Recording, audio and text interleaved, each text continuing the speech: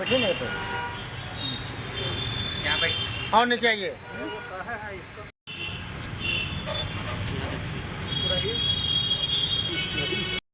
भारत के पूर्व प्रधानमंत्री स्वर्गीय बाबू जगजीवन राम जी की 38वीं पुण्यतिथि है। यहाँ हम लोग उनको श्रद्धा सुमन अर्पित करने के लिए एकत्रित हुए थे।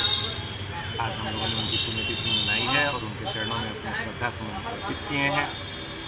बाबू जगजीवन राम ऐसे पहले राजनेता थे जो 30 वर्ष तक लगातार भारत सरकार में कोई न कोई मंत्रालय संभालते रहे।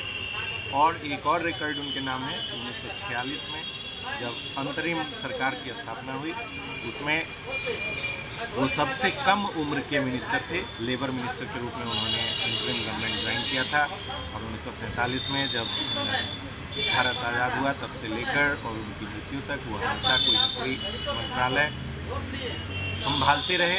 1971 में जब पाकिस्तान का बंटवारा हुआ और पूर्वी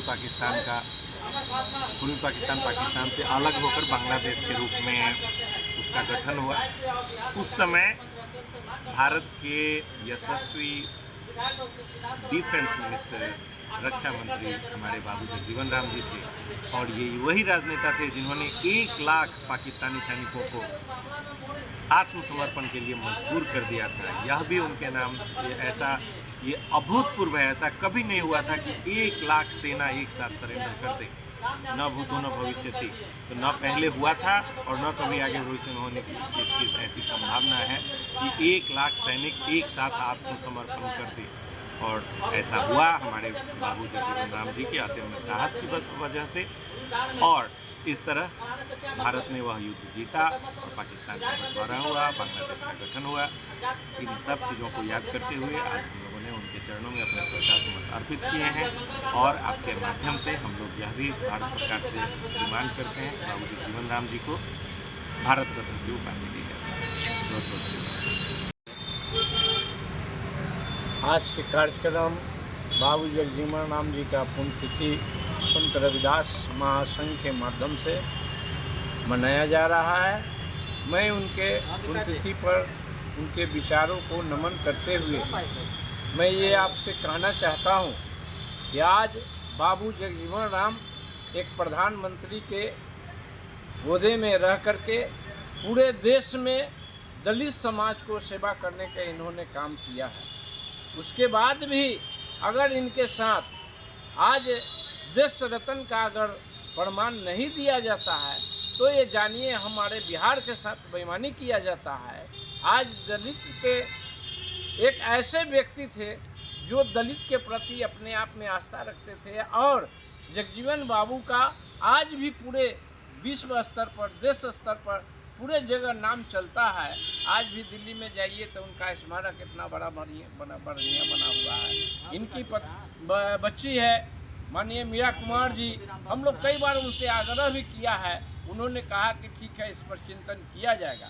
तो इसलिए मैं आज उनका नमन करते हुए मैं ये बात को मांग करता हूँ कि उनको जितना जल्दी केंद्र सरकार विचार कर करके उनको जो है देश रत्न का जो है प्रमाण देना चाहिए और स्थान देना चाहिए। चूँकि जगजीवन बाबू एक अच्छे विचारधारा और सब गरीब परिवार से चल के आए थे। चंदवा में इनका गांव है और चंदवा में इनका घर भी है। इन्होंने बहुत साधारण परिवार से आए। अपना परिचय। इसलिए मेरा नाम हुआ राजू राम, प्रदेश उपाध्यक्ष संत रविदास महासंघ, मुजफ्फरपुर, बिहार। देखिए, बिहार के उप प्रधानमंत्री बाबू जगजीवन राम की मुजफ्फरपुर के धरती से मैं सत नमन करते हुए बिहार का एक ऐसा नेता थे जगजीवन बाबू जो महादलितों के प्रति इनका अहम भूमिका रहा।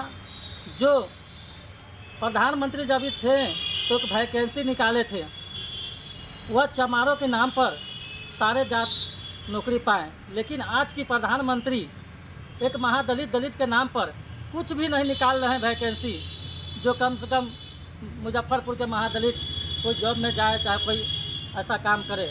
मैं उन महान जगजीवन बाबू के प्रति मुजफ्फरपुर के धरती से मैं आज सशक्त नमन करता हूं और उनको प्रति मैं आभार व्यक्त करता हूँ आज खुदीराम बोस स्मारक स्थल से। क्या परिचय होगा? मेरा नाम जयमंगल राम होगा, संत रविदास महासंघ के प्रदेश महासचिव, 91 बोचाहा विधानसभा पूर्व विधायक प्रत्याशी। आज हम लोग भारत के पूर्व उप प्रधानमंत्री, एक सशक्त रक्षा मंत्री, कृषि मंत्री, अन्य मंत्रालयों में रहते हुए उनकी जो कीर्ति रही है वह अभूतपूर्व है। साथ ही वो बिहार विधान परिषद के सदस्य रहे,